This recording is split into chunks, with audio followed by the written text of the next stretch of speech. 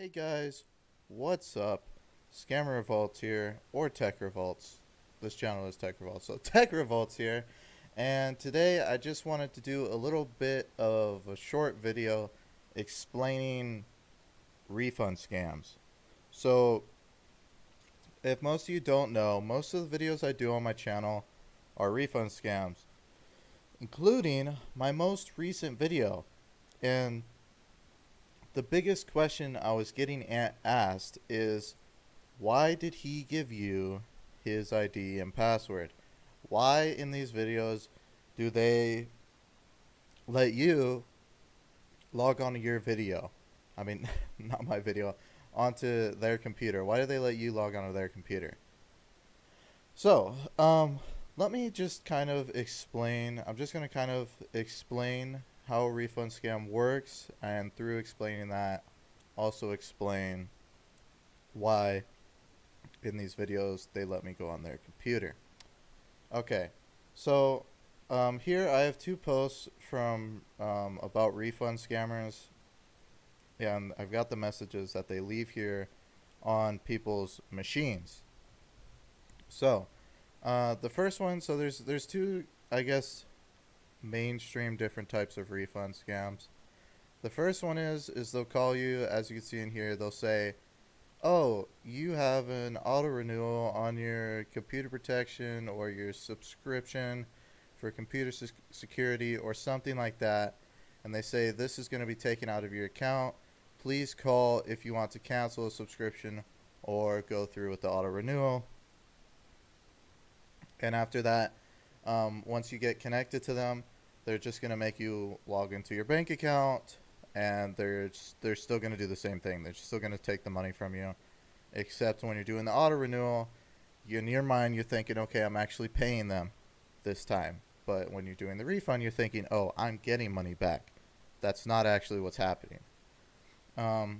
So let me show the other one here. It says this: the refund department, Windows refund department, and the security of your computer has expired due to a server failure or a server crash, they'll sometimes say. And in this one, they say, oh, the server's crashed, so therefore we can't give you this support anymore. So we're going to give you a refund because some entity has told them that because they can't provide the support, they have to give you a refund. That's their excuse of why they're calling you and why you're apparently getting paid this money. And after they get you connected, they'll go through the same thing as in this first one here, which is taking money out of your bank account. But as of getting connected, so refund scammers have changed a little bit. They used to only do TeamViewer when they first started, but it started to change a little bit. So sometimes they'll use different programs, which in those cases, I'll either not go through with it and I'll be like, oh, you're just a scam, expose them, report their number, do all that stuff. Or I'll just try and convince them as much as I can to somehow use TeamViewer, or give hints like, oh, yeah, last time you guys used TeamViewer, so here it is, and open it and just try and go through that way. Now, to actually using TeamViewer, the reason they give you their ID and password is because TeamViewer, all connections from India, they've made it so when they try to connect, a message will pop up on your screen saying, do you do you trust this connection? You have to actually verify, and it gives you a second to think about, do I trust this person? Do I know who this person is? Is this a scam? Like, it gives you that kind of, that second of able to be able to process that and say, okay, this is probably a scam. And most of the time that loses, I guess you can say customers, not really customers, but that loses victims from the scammers. So in return, what they do is they go, okay, I'll just give you my ID and password, and then you can connect to me and just switch sides. So that's what a lot of them have started doing now, and they'll give you their ID and password, and then they'll switch sides. And so the ones that don't, for me, I usually just waste their time until they either give me the ID and password or they rage at me. At that point, I just hang up, port the number, or I just keep calling them back and trolling them. But I have a couple examples here. One for my newest video, which most of you guys are probably from. But you see here, if you listen to the beginning of the call, if I can get it here. Peace. Hello? He's calling me back. I'm so sorry the Yeah, line got sorry. disconnected, sir. I So don't know. can you hear As me you now? can see, said the line got disconnected. This because I kept dropping the call, just messing with this guy, trying to get him to think that I'm just not smart. I'm not good with computers at all. I don't know what's going on. So he goes, okay, the easiest solution here is probably just to tell him, here's my ID, here's my password. You can log on to my computer, and then I will explain to him how to switch sides. So there, boom, I have control of his computer, and it's just a lot better than trying to get this guy to read me off his information if he doesn't understand what's actually going on. Now? And then, Yeah, I can hear you. as we see here, it gives me his ID. I log on the computer, and then, the rest that happens there. I also have one from Lewis's video, Lewis's Tech. Back in 2017, he was apparently doing a Linux video, but the scammer started giving him his information, and he actually managed to Siski the guy. And then there you go, he Siski'd him. But yeah, so that one's pretty good. Siski'd the guy on his computer, which is pretty hilarious. Siskis are always funny. They're the best in my opinion. And then this video from Kit Boga actually shows the scammer, what the scammer does after he connects to your computer and tries to take the money. So as you can see here, just from this still frame, this is the scammer here editing the amount of money that's in the account. As you can see, it says commercial checking, and it says the amount of money that's in the banking account right here, the available balance. And then he's editing this to change the amount that's in it. As you can see here, he changes the amount to make it look like it's changed. So they'll act like, oh, we sent you too much money, and then you go to send the money out, and they'll be like, okay, we sent you too much money. Say you have 5,000 in your bank account. He edits it to 10,000, and then you go, oh, whoa, I only had 5,000. He goes, oh, I'm so sorry. We accidentally sent you this much.